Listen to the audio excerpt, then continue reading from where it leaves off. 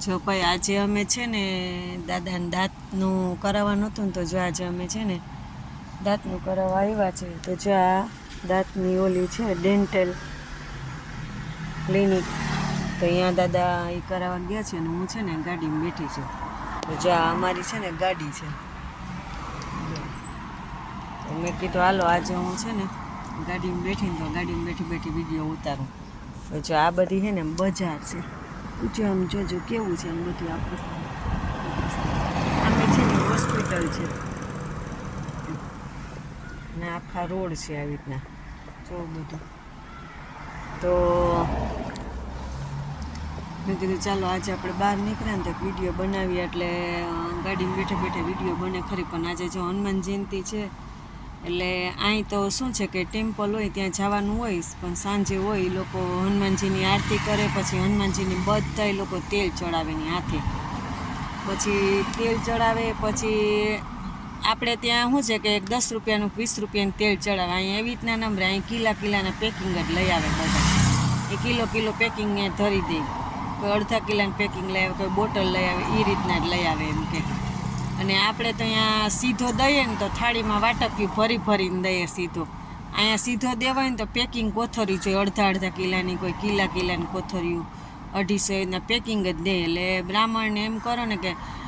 મહિનામાં જેટલી વખત સીધો આવતો હોય ને એનું ઘર આમાં ચાલતું હોય કેમ કે વિદેશમાં છે ને બધાય છે ને સીધો દેવો હોય ને તો કિલોના ડબલા ને એવી રીતના દે પૈસા એ લોકો વધારે દે આપણી જેમ 11 રૂપિયા ને 21 ને 51 ને એવી રીતના ન હોય અહીંયા એમ કે એટલે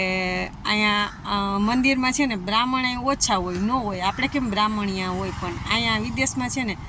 બ્રાહ્મણ બોલવા બહુ મુશ્કેલ છે એમ કે અહીં કોક એકાદા બે બ્રાહ્મણ એવી રીતના વિદેશ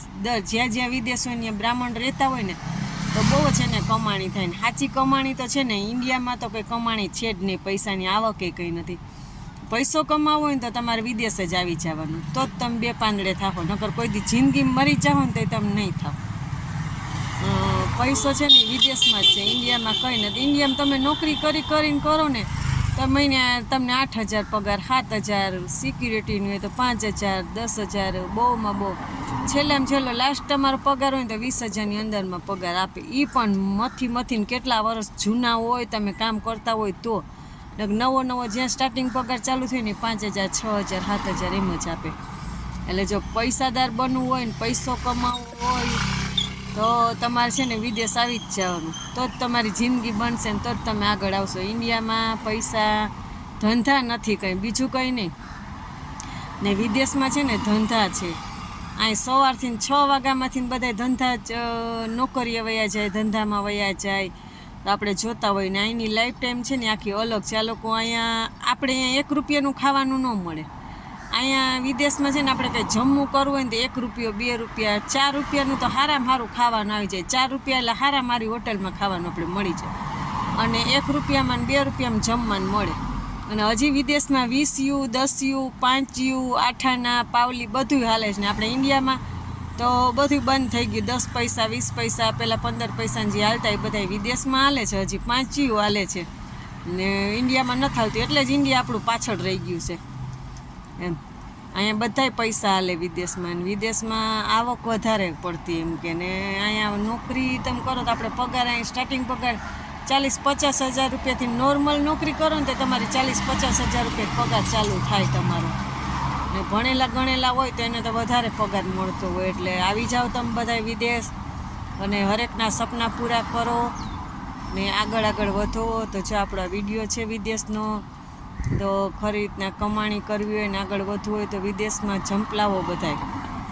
પાસપોર્ટ બનાવીને ભાગવા માંડો ઇન્ડિયામાં તો હવે ક્યાંય કોઈ ફેક્ટરી એકાદી નાખે ને તોય માણસ એમાં કામ કરવા રહી જાય પણ ઇન્ડિયામાં કંઈ ફેક્ટરીઓ છે નહીં કંઈ ધંધા છે નહીં તો એક કમાઈને 10 જણા ખાયામાં કેમ પૂરું કરવું વિચાર કરો ને વિદેશમાં તો ટોટલ જેટલા ઘરમાં હોય ને એટલા કમાય અવળી એક દીકરી હોય ને પપ્પાની ફેક્ટરીમાં કામ કરે ને એ દીકરી તો એના પપ્પા પાસે એની છોકરી પગાર લે કે દ્યો મને પગાર એટલે વિદેશમાં એવું છે કે ઘરનાવ કામ કરે ને તોય પગાર લે એટલે વિદેશમાં એમ જિંદગી સારી બધાને આમ જીવવાની મજા આવે અને અહીંયા આપણે પાર્સલ સુવિધા જે ખાવું હોય ઘરે આવી જાય અને અહીંયા ઢોસા ને ઇડલી સંભાર ને ચણા રોટી ને એવું બધું ખાવાનું મળે ને તો 1 રૂપિયા ને 2 રૂપિયા ને 3 રૂપિયા ને એમ મળે. એટલે 1 રૂપિયા એટલે ઇન્ડિયાના 20 રૂપિયા થયા અને 2 રૂપિયા એટલે ઇન્ડિયાના 40 રૂપિયા થયા. પણ એ લોકોને તો 1 રૂપિયો જ લાગે એમ કે. એટલે વિદેશમાં જિંદગી જીવવાની મજા આવે તો ખાસ કરીને આવો બધા વિદેશ ફરવા અને કમાણી કરો. સાચી જ કમાણી છે. જય માતાજી.